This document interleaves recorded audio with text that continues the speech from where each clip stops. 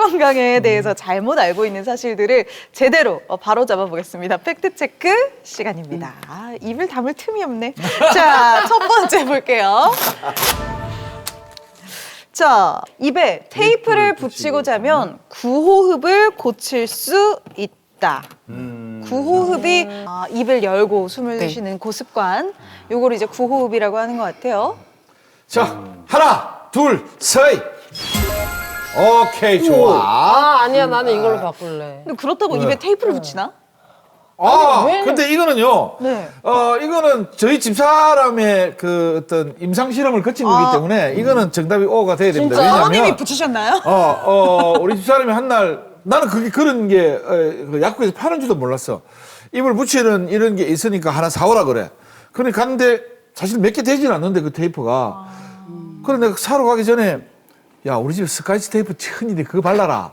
그러니까 무슨 납치 범죄 영화에서 하듯이 이렇게. 그거는 스카이치 테이프는 또 이런 게 있대요. 스카이치 테이프 붙여놓으면 이렇게 자기가 불필요할 때 떨어져야 되는데 그걸 안 떨어지니까 그거는 파는 거는 자기가 불필요할 때 떨어진대요. 그래서 정말 코로도 숨을 못 쉬는 사람이 입도 막아놓으면 죽어보잖아. 그럴 때는 이게 자동적으로 떨어지는 그런 테이프래. 그래서 갔더니 조금 비싸더라고. 5,000원인가 했는데 출자돈만. 그래서 요즘에 물어보니까 어제 그 서울 갔다 오고 물어보니까 한 번 가지고 한 6일 정도에 떼다 붙였다 한다더라고. 그 뒤에는 좀 효과가 없어진다는데 이거는요 100% 효과가. 당신은 빨리 O로 바꾸는 게 좋을 거야. 자, 타미 씨. 자, 저는 제가 사실 이갈이가 좀 있었거든요. 그래가지고 오히려 마우스피스를 끼고 자고 이랬었는데 제가 일어나면은 이걸 뱉어버려요. 그냥 또 이를 갈고 자고 있더라고요. 그렇지. 그러니까 이거 테이프도 마찬가지로 이렇게 붙이잖아요. 만약에 붙이면 이렇게 쉬지 않을까 싶어요. 가미 씨 같은 경우에는 그럼 마우스피스를 낀 다음에 테이프를 또 붙여야겠네요. 나 어떻게 자? 그러고 이중으로 막아야 되겠네. 불편해. 원장님, 정답은요? 정답은 X입니다. 어머! 어머, 잠깐만. 아니 그럼 이게 뺀다니까. 이거는 말이 안 되지. 우리 사람이 뺀다니까. 자, 들어보십시다. 왜요? 네, 그래서 이제 구호흡이 특히 성장기 아이들에게 미치는 이제 악영향이 크지요. 그래서 어머니들께서 여러 가지 방법을 연구를 많이 하시는 것 같습니다. 그래서 요즘 인터넷으로 들어가 보면 테이프도 정말 다양한 형태의 기역자, 미음자, 동그라미, 일자 정말 많은 테이프의 형태가 있고 그리고 큰 사이즈도 있거든. 작은 사이즈도 청테이프까지 뭐 그 정도 사이즈, 그 정도 사이즈에 준하는 그런 것들도 있고요. 그리고 이제 입을 벌리지 않기 위해서 밴드 형태로 턱을 잡아주는 그런 장치도 있어요. 네, 그래서 첫 번째로 이 어머니들께서 그걸 시도를 실제로 많이 하세요. 왜냐하면 치과에 오셔서 말씀을 하시거든요. 근데 그거를 이제 하시게 되면 첫 번째로 가격이 저렴하죠. 그렇죠. 치과에 비싸다는 인식이. 맞아요. 그러니까요. 그래서 가격이 저렴하고 그리고 자기들이 자가 치료를 하기 때문에 뭔가 아이한테 치료를 해주고 있다. 이런 어떤 안심이 되시는 것 같아요. 근데 실제로는 이 테이프만으로 고쳐질 수 있는 것은 거의 없습니다. 오히려 테이프를 장기간 사용하게 되면 피부 알러지나 이런 것들이 생길 수 있고요. 그리고 그거보다도 조금 더 센 거, 턱을 잡아주는 어떤 밴드나 그런 것들을 사용하게 되면 턱 관절에 불필요한 힘을 주기 때문에 오히려 장기적으로는 몸에 해로울 수 있겠습니다. 그것보다는 원인이 되는 부정교합이나 어떤 이비인후과적인 질환을 고치고 그리고 자기 스스로가 계속해서 연습을 해서 그래서 혀를 입천장에 올리는 연습 그래서 이게 입술을 다무는 연습이 있거든요. 그래서 혀를 입천장에 올리고 어금니를 살짝 깨물고 입술을 붙이고 코로 숨 쉰다. 이렇게 4단계를 하루 중에 언제든지 연습을 자주 하게 되면 오히려 얼굴 주변에 안면 근육에 힘이 생겨서 구호흡을 예방하는 데 더 큰 도움이 됩니다.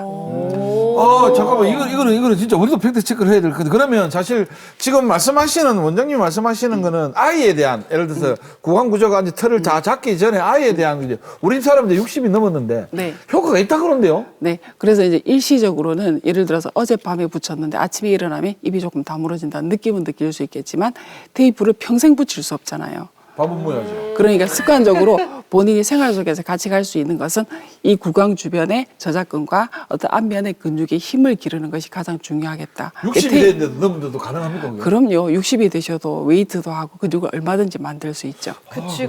젊으시죠? 100세 네. 인생인데. 자, 두 번째 팩트 체크 들어가 보겠습니다.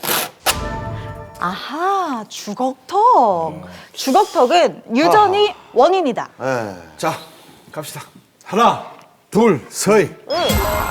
저는 또 바꿔라, 또 바꿔라, 또 바꿔라. 아니, 저안 바꿔요. 주걱턱이 있는 친구가 있는데 친구 부모님은 주걱턱이 없으시던데. 그게 또 한 대 걸러서 내려올 수도 있기 때문에. 나 할머니, 있죠. 조부모님은 나는 못 뵀으니까. 그러니까요. 이거는 뭐 무조건적으로 이제 그 유전입니다. 왜냐하면 우리 유명한 사람 중에 보면은 우리 이대호 선수하고 딸 보십시오. 굉장히 많이 닮았죠. 진짜 많이 닮았죠. 이천수 선수 딸 한번 보십시오. 똑같아. 똑같죠. 초신수 선수 딸 보십시오. 그렇지. 남의 딸 얘기할 게 아니고 김진 씨 딸. 제 딸 보십시오. 똑같습니다. 이게 콩 씹은데 콩 나고 팥 씹은데 팥 나는 거거든요. 치아나 뭐 주걱턱 이런 것도 다 유전입니다. 좀 바꿔도 되겠어요? 이 사람이 오늘 하루 종일 왜 이러노? 자, 다미 씨왜 바꿀 건데요? 번뜩 생각났어요. 뭐? 저희 엄마가 한쪽 턱에 유달리 이렇게 각이 졌어요. 그래서 옛날부터 하시는 말씀이 한쪽으로만 오징어를 그렇게 씹으셨대요. 그거는 유전이 아니고 그건 후천적인 거잖아. 그러니까 아니라고요. 유전이 아니라고. 후천적으로도 주걱턱 그러니까 턱 모양은 바뀔 수가 나중에도 있다. 달라질 수 있다. 네. 뭐 나중에 달라질 수 있다. 네. 자, 한번 팩트 체크 해보겠습니다. 일리도 있는데. 같은데? 원장님, 정답은요? 네, 정답은 세모입니다. 깜짝이야, 또 맞춘 줄 알았어. 네, 왜냐하면 이제 유전 본인 이게 여러분들이 아시는 것처럼 유전적인 원인이 주걱턱을 발생시키는데 주된 원인으로 작용하는 건 맞습니다. 그렇지만 유치원에서부터 우리가 굉장히 많은 구강의 변화가 생길 수 있고 2차 성장기에 있어서 그전에는 주걱턱이 없었어도 2차 성장기가 지나고 키가 급격하게 크면서 주걱턱이 생기는 경우도 있고 또 부모님들은 주걱턱이 있는 경우에 아이들이 없을 수도 있고요. 어른들은 전혀 주걱턱에 어떤 기미가 없는데도 아이가 심한 주걱턱인 경우도 많이 있습니다. 그래서 환경적인 거, 습관적인 거 이런 부분들이 주걱턱을 형성하고 생기고 또 심화시키는데 많은 영향을 하고 있다.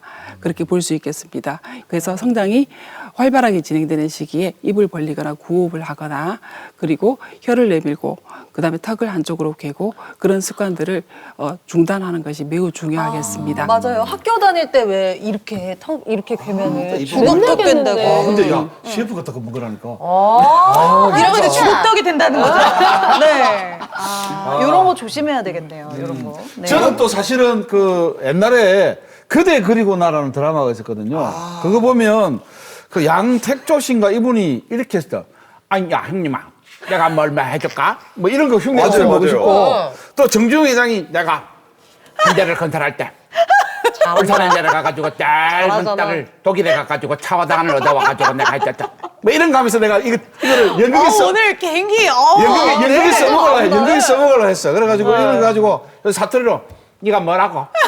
참말로 네가 한번 해봐라가 그러나 뭐 짠하나 이러니까 연출자 선생님이 뗄차라니 대사 전달 안 된다 이래가지고 내가 고기를 한번 못 써먹은 적인데 자, 마지막 팩트 체크 들어가 볼게요. 치주염 환자는 어머머머 동맥경화를 가져올 확률이 높다. 네.